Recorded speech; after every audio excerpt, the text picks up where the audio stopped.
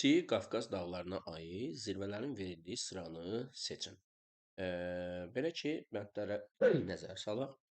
İnaldağ, Kömürgöy və Raqdan. Burada görürüz ki, Hinaldağ Kiçik Qafqaz, Kömürgöy Alış dağları, Raqdan isə Böyük Qafqazdadır. Demək ki, bu bənd avtomatik yanlış olmuş olur.